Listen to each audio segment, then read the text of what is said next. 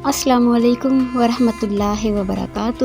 اللہ پاک آپ سب کو اپنے حفظ و امان میں رکھے، خوش رہیں، آباد رہیں، شاد رہیں۔ بعد از جو میں نے آپ سے آج عرض کرنا ہے، دیکھیں اکثر ہم اتنے پریشان ہوتے ہیں اور اس پریشانی کا حل ہمیں نظر نہیں آ رہا ہوتا، اور یہ بھی ہمیں معلوم نہیں ہوتا کہ ہم آخر پریشان ہیں کیوں، کون ہے ایسا جس سے ہم اپنا دکھ درد شیئر کریں، کوئی سولوشن ملے، کوئی حل ملے ہمیں۔ لیکن یقین جانیں کہ اس جدید دور میں کوئی کسی کا نہیں ہوتا، کوئی بھی کسی کا نہیں ہے سوائے ماں باپ کے سچے رشتے کے علاوہ۔ میں آپ کو یقین سے کہہ سکتی ہوں کہ آج کے اس دور میں کوئی کسی کا نہیں ہوتا۔ لیکن ایک بات ہے، یہاں پہ میں اتنا ضرور کہوں گی کہ قدرت نے ہمارے لیے ایک ایسا ضرور راستہ رکھا ہوا تھا کہ جب سب راستے بند ہو جاتے ہیں تو وہ ایک راستہ ہمارے لیے کھلا رہتا ہے، اور وہ کون سا ہوتا ہے؟ امید کا۔ تو امید کو نہیں توڑنا چاہیے۔ مجھے اس میں ایک شعر یاد آ گیا ہے کہ علامہ اقبال کا، وہ کہتے ہیں کہ پیوستہ رہ شجر سے امید بہار رکھ۔ تو اس ایک مصرے میں مطلب کہ پوری کائنات سموئی ہوئی ہے۔ اگر ہم اس کو سمجھیں تو زیادہ تمہید نہیں باندھوں گی۔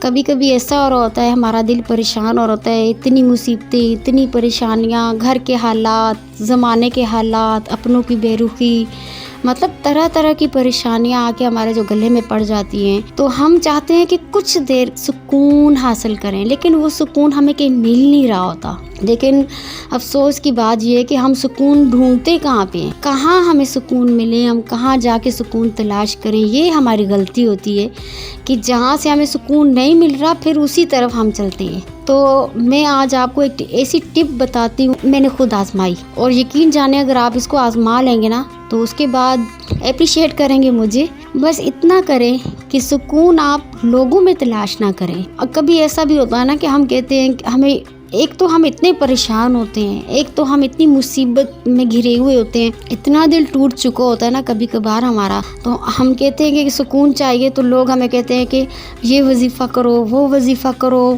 یہ نہیں کہنا کہ میں معاذ اللہ استغفر اللہ نماز کے جو خلاف جا رہی ہوں۔ مسلمان کبھی بھی نماز، اللہ، قرآن کے خلاف نہ جا سکتا، اور نہ ایسا کوئی تصور کر سکتا ہے۔ لیکن ایک حقیقت ہے، اور کڑوی حقیقت یہ ہے کہ جب بہت زیادہ انسان پریشان اور مایوس ہو جاتا ہے اور اس کو سکون کی تلاش ہوتی ہے، تو فی الفور تو وہ نمازیں بھی نہیں پڑھ سکتا، اس کا نماز میں دل ہی نہیں لگ رہا ہوتا۔ مطلب آپ 5 وقت کی فرض نماز پڑھیں کے بعد آپ ایکسٹرا نماز نہ پڑھیں، کیونکہ دل ہی نہیں چاہ رہا مایوسی میں اتنے گر چکے ہیں، کیا وظیفے کریں گے، ہمیں کچھ سمجھ ہی نہیں آئے گا۔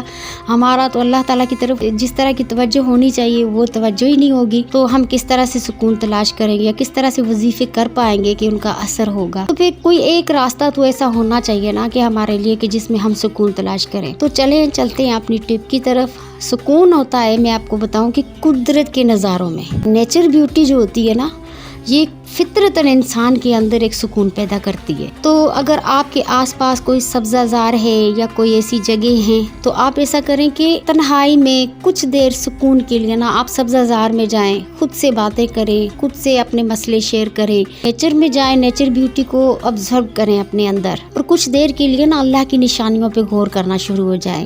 درختوں کو دیکھیں، معصوم پرندوں کو دیکھیں، کس طرح وہ اپنے گھونسلے بناتے ہیں، کس طرح مطلب کہ قدرت کے نظاروں میں خدا نے کس طرح خوشی رکھی ہوئی ہے۔ تو ایک یہ بھی طریقہ ہے کہ ہم سکون حاصل کر سکتے ہیں۔ ریلیکسنگ ویڈیو دیکھیں، سبزہ زار دیکھیں، جیسے کہ ابھی آپ کو میں دکھا رہی ہوں، تو اس طرح کی چیزیں دیکھیں، آپ کو سکون دیں گی۔